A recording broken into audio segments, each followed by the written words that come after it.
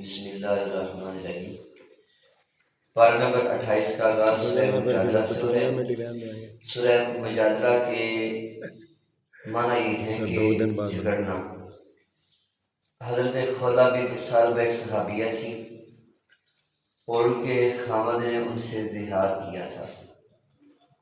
زہار کا مطلب یہ ہوتا ہے کوئی مرد اپنی بیوی کو یہ کہے تو مجھ پر میری ماں کی پشت کی طرح ہے۔ تو زمانہ جاہلیت میں اس کو طلاق سمجھا جاتا تھا۔ جب نبی پاک صلی اللہ علیہ وسلم کے سامنے یہ معاملہ پیش ہوا تو اولاً حضور خاموش رہے، تو وہ حضور سے جھگڑنے لگی، بحث کرنے لگی، یا رسول اللہ اب میں کہاں پہ جاؤں گی، میں تو بوڑھی ہو چکی ہوں۔ اللہ تعالیٰ نے یہ آیات نازل کی اور ساتھ یہ فرمایا قد سمع اللہ قول اللاتی تجادل باب مفالہ سے ہے، اس سے مجادلہ وتشتکی الی اللہ، اور اس نے اللہ کے سامنے شکایت کر دے کہ یا اللہ میرا مسئلہ حل کر۔ تو یہ مسئلہ حل ہو گیا کہ جو مرد زہار کرے اس کو 3 کفاروں میں سے ایک کفارہ دینا ہوتا ہے۔ پہلا کفارہ یہ کہ غلام آزاد کرے، اگر غلام نہیں ہے یا آزاد نہیں کر سکتے تو 2 مہینے مسلسل روزے رکھیں، اور اگر 2 مہینے مسلسل روزے نہیں رکھ سکتے تو 60 مسکینوں کو 2 وقت کا کھانا کھلانا ہے۔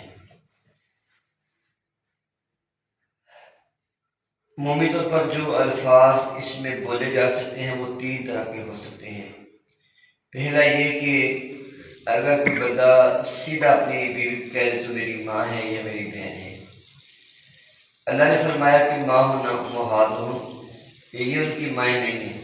اپنی بیوی کو ماں بہن کہنا تو یہ جو اس نے جھوٹ بولے اس کو جھوٹ بولنے کا گناہ ہے، کیونکہ وہ تو اس کی بیوی ہے، نہ ماں ہے نہ بہن ہے نہ بیٹی ہے۔ نمبر 2، وہ بندہ کہتا ہے تو مجھ پر میری ماں کی طرح ہے۔ اب اس سے پوچھا جائے گا کہ اس کا کیا مطلب ہے۔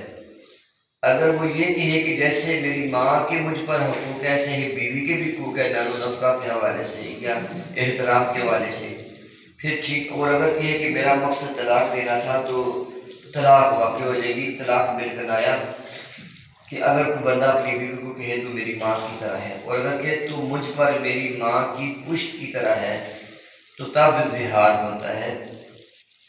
تو یہ 3 الگ الگ جملے، ان کو ذہن نشین کرنا ضروری ہے۔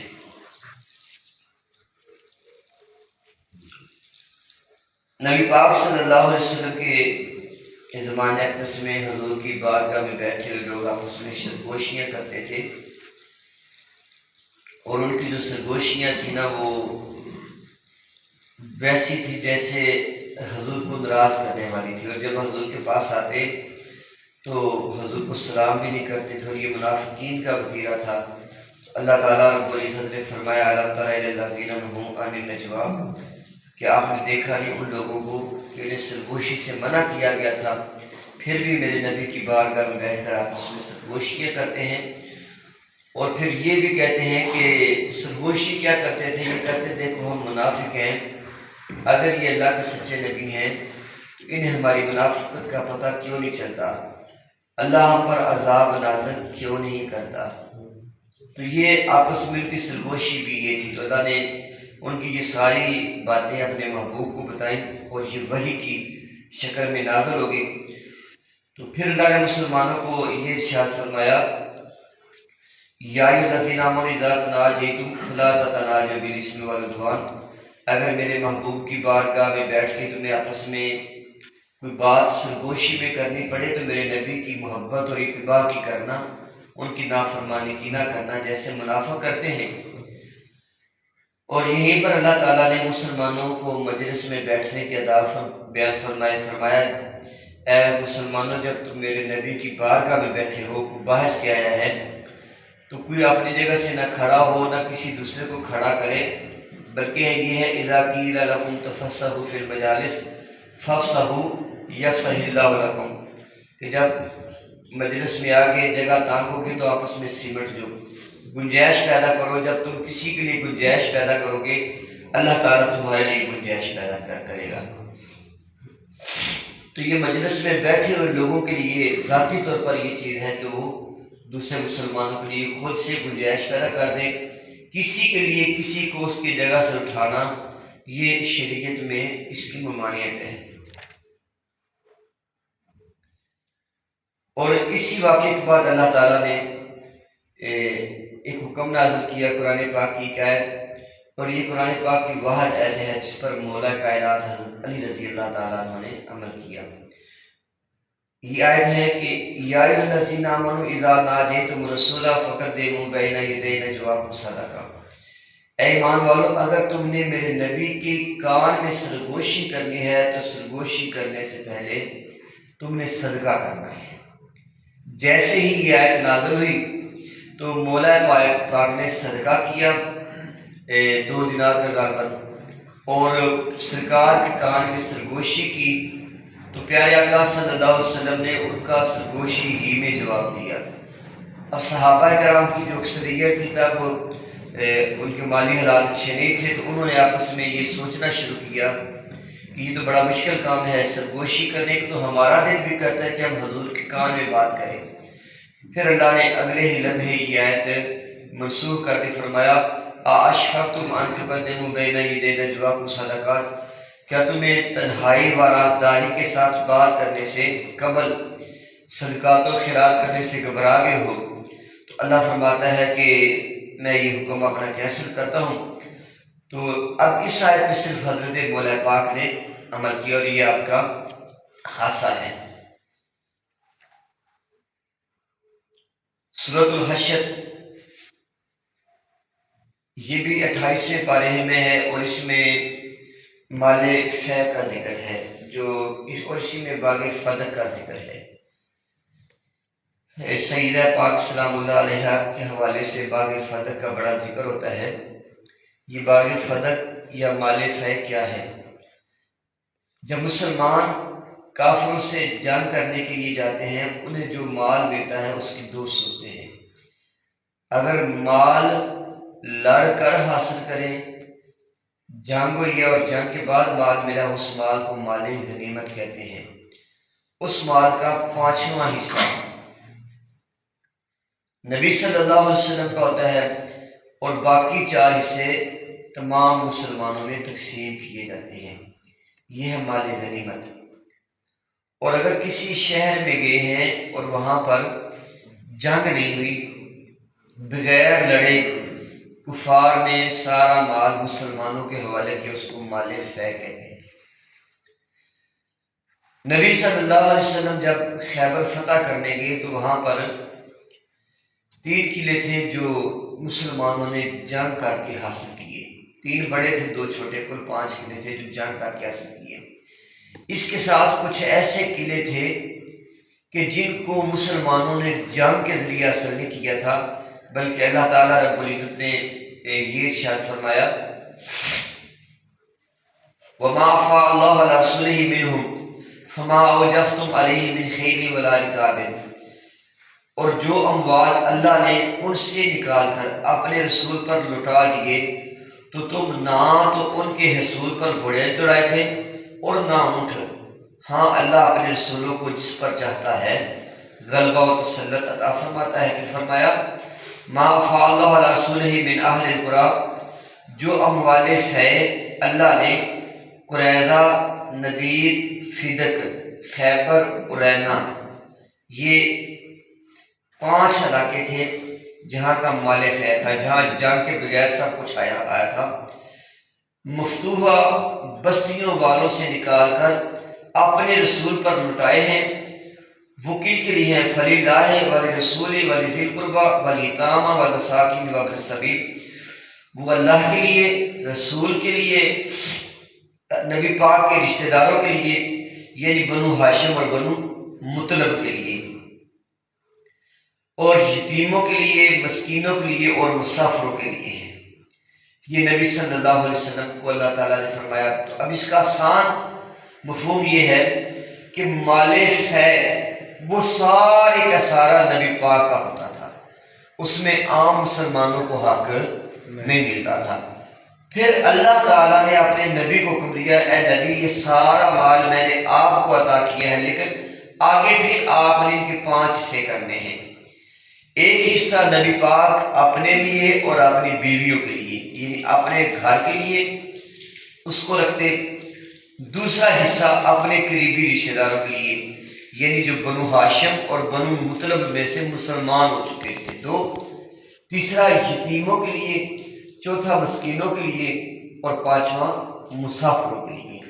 تو یہ کریم آقا اس میں سے یہ حصے نکالتے ہیں۔ جب تاجدار انبیاء صلی اللہ علیہ وسلم اس دنیا سے چلے گئے تو جو حصہ سرکار کے اپنے گھر میں آتا تھا، جس میں آپ اپنی بیٹیوں یا بیویوں اپنے خاص گھر کا اہتمام فرماتے تھے، تو اس معاملے میں سیدۃ النساء حضرت بی بی فاطمہ الزہرا نے حضرت ابوبکر صدیق سے یہ پوچھا تھا کہ اس کا کیا کرنا ہے، تو حضرت ابوبکر صدیق نے کہا کہ جو مال فے ان 5 علاقوں کے مال تھے، یعنی قریظہ، نذیر، فدق، خیبر اور رینا، ان کا مال جیسے سرکار کے زمانے میں تقسیم ہوتا تھا ویسے ہی تقسیم ہوگا، یعنی سرکار کی خاندان پہ، رشتہ داروں پہ، یتیموں، مسکینوں اور مسافروں پہ۔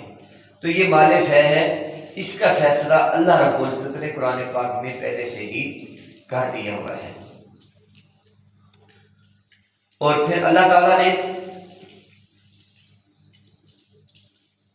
انصار مدینہ کی شان بیان کی یہاں اس سورہ حشر کے اندر۔ نبی صلی اللہ علیہ وسلم نے یہودیوں سے جنگ کی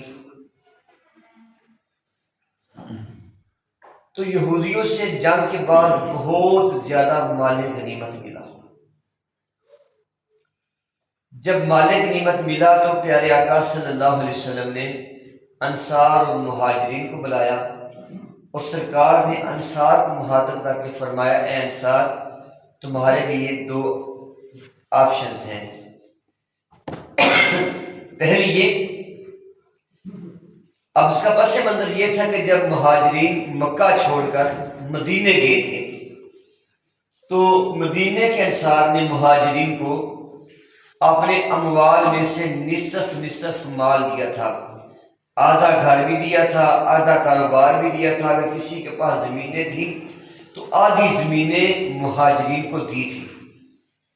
جب مسلمانوں نے جنگ کے بعد یہ مال غنیمت یہودیوں سے بہت زیادہ ملا تو نبی پاک صلی اللہ تعالی علیہ وآلہ وسلم نے انصار کو فرمایا کہ تم نے مہاجرین کی مدد کی تھی، ان کو مال دیا تھا، اب 2 چیزیں ہیں، یا تو تم اپنا مال ان سے واپس لے لو، اور یہ جو یہودیوں سے ہمیں مال ملا ہے یہ سارے کا سارا مال میں مہاجرین کو دے دیتا ہوں، تمہارا مال تمہیں واپس مل جائے گا، اور یہ اب جنگ کے بعد جو ملا ہے یہ میں مہاجرین کو لوٹا دیتا ہوں۔ حضور نے فرمایا تمہاری دوسری آپشن یہ ہے کہ وہ مال انصار کے پاس ہی رہے، تو یہ جو مال غنیمت ہے آدھا میں مہاجرین کو دے دیتا ہوں، آدھا میں انصار کو دے دیتا ہوں۔ اب یہاں پر انصار مدینہ نے بڑا پیارا جواب دیا، اور اللہ تعالیٰ نے ان کے جواب کو اور ان کی اس عادت کو قرآن کا حصہ بنا دیا۔ انہوں نے کہا یا رسول اللہ، جو ہم دے چکے ہیں وہ بھی مہاجرین کا، اور یہ جنگ سے جو حاصل ہوا ہے یہ بھی مہاجرین کا۔ اللہ نے پھر فرمایا والذین تبوؤا الدار والایمان من قبلہم، یہ مال ان انصار کے لیے بھی ہے جنہوں نے ان مہاجرین سے پہلے ہی شہر مدینہ اور ایمان کو گھر بنا لیا۔ یہ لوگ ان سے محبت کرتے ہیں جو ان کی طرف ہجرت کر کے آئے ہیں، یہ اپنے سینوں میں اس مال کی نسبت کوئی طلب یا تنگی نہیں پاتے جو ان مہاجرین کو دیا جاتا ہے، اور اپنی جانوں پر انہیں ترجیح دیتے ہیں اگرچہ خود انہیں شدید حاجت ہی کیوں نہ ہو۔ اب اس مال پہ اللہ فرمائے اس مال کی مہاجرین کو بھی حاجت تھی، لیکن انہوں نے اپنی حاجت کے باوجود اپنے بھائی کو اپنی ذات پر ترجیح دی۔ تو اپنے بھائی کو اپنی ذات پر ترجیح دینا یہ اللہ تعالیٰ کو اتنا محبوب اور پیارا کام ہے کہ اللہ نے انصار کی اس فعل کو قرآن پاک کا ہماری تلاوت کا ہماری عبادت کا حصہ بنا دیا ہے۔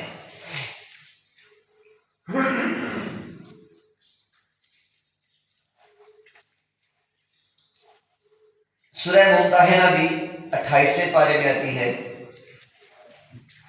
ممتحنہ کا مطلب یہ ہے امتحان لینا۔ اب اس میں امتحان کیا تھا؟ اس صورت کے آخری رکوع میں اللہ تعالیٰ نے فرمایا یا ایھا النبی اذا جاءک المؤمنات یبایعنک، اے میرے نبی جب آپ کے پاس مومن عورتیں بیعت کے لیے حاضر ہوں، آپ ان سے بیعت سے پہلے ان کا امتحان لیں، ان کو آزمائیں، اور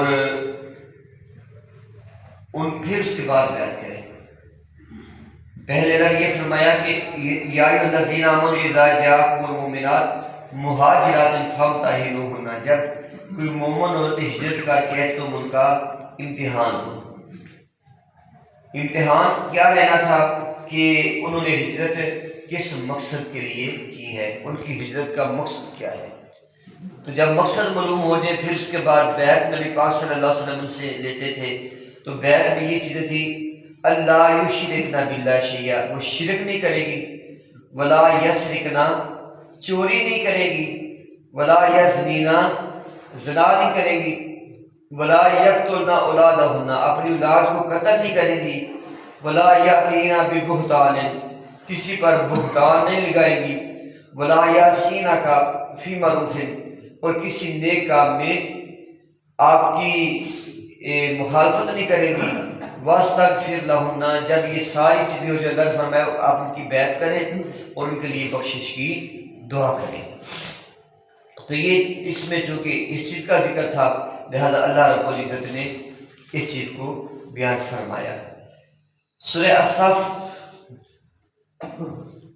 اس میں اللہ تعالیٰ نے اپنے محبوب صلی اللہ علیہ وسلم کے حوالے سے ایک بڑی پیاری بات ارشاد فرمائی، یریدون لیطفئوا نور اللہ بافواہہم، یہ مشرکین، یہ یہودی چاہتے ہیں اللہ کے نور کو اپنے منہ کی پھونکوں سے بجھا دیں، واللہ متم نورہ ولو کرہ الکافرون، اور اللہ تعالیٰ اپنے نور کو پورا کرنے والا ہے اگرچہ یہ کافروں کو کتنا ہی ناپسند کیوں نہ ہو۔